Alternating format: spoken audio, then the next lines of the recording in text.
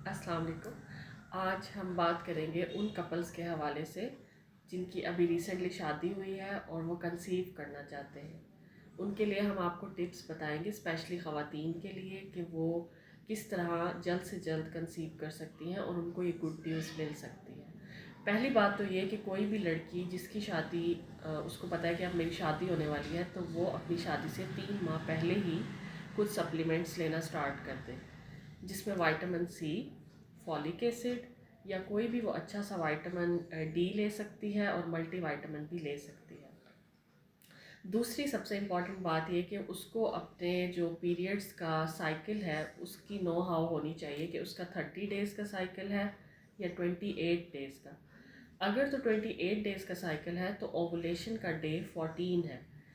वैसे most commonly हम 10 से 16वें दिन के दरमियान फ़ीमेल जो है वो एग रिलीज़ करती है, तो 10वें से 16वें दिन के दरमियान उसको पता होना चाहिए कि ये मेरा फ़र्टाइल पीरियड है, जिसको हम फ़र्टाइल विंडो भी कहते हैं।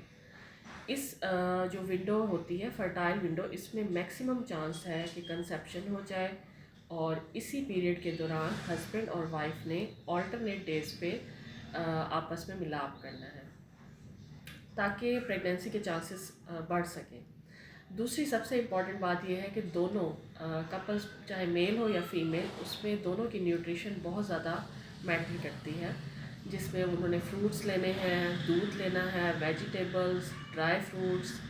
उसके अलावा वो जंक फूड नहीं खाएंगे, कॉफ़ी ज़्यादा नहीं पिएंगे, बाहर से कोई इस तरह की चीज़ नहीं खाएंगे जो ऑयली हो, फ्राइड हो, जिससे कंसेप्शन के चांसेस कुछ कम हो जाते हैं। जिसमें सॉफ्ट ड्रिंक्स भी आती हैं जैसे कोला वगैरह, उन्होंने कम से कम इस्तेमाल करनी है। अच्छा, उसके अलावा हम ये रिकमेंड करेंगे कि मेल और फीमेल दोनों ही फॉलिक एसिड का इस्तेमाल करें, जिसकी डोज जो है 400 टू 800 माइक्रोग्राम्स है, not milligrams, it's microgram.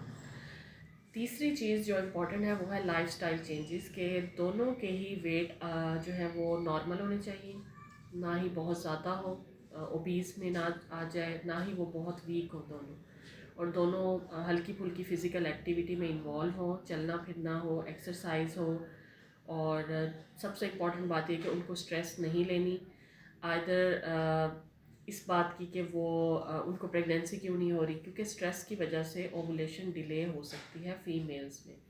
Without any pressure उन्होंने हैप्पीली इस चीज़ का जो है वो स्टार्ट करना है कि हमने कंसीव करना है, और डाइट और अपने सप्लीमेंट्स और अपना लाइफस्टाइल जो है वो बेटर रखना है। अच्छा, मेल्स के हवाले से ये बात है कि उन्होंने स्मोकिंग कम करनी है, बल्कि ना करें तो बेहतर है, और अल्कोहल का यूज़ ना करते हों, क्योंकि बाहर की कंट्रीज़ में ये मेन रीज़न है फॉर मिसकैरेज या फिर फॉर इनफर्टिलिटी। और नींद के हवाले से कम 7 से 8 घंटे की जो नींद है वो बहुत ज़रूरी है। इसके अलावा जो इम्पॉर्टेंट टेस्ट है जो दोनों ही करा सकते हैं, मेल और फीमेल, उसमें आते हैं उनकी हीमोग्लोबिन का test, sugar, blood pressure, thyroid profile. But ये मोस्ट कॉमनली ये वो वाले टेस्ट है जो हम तब रिकमेंड करते हैं जब पेशेंट डॉक्टर के पास आता है कम से कम 6 माह से 1 साल की ट्राई करने के बाद। आपने डॉक्टर को कांटेक्ट भी तभी करना है जब आपको 1 साल हो जाए ट्राई के लिए, या 6 मंथ से ऊपर हो जाए, या आपकी शादी हुई ही लेट है, 35+ की एज है और 1 साल से आपको प्रेगनेंसी नहीं हुई, then it is a right time to go to your doctor and consult him or her for your pregnancy.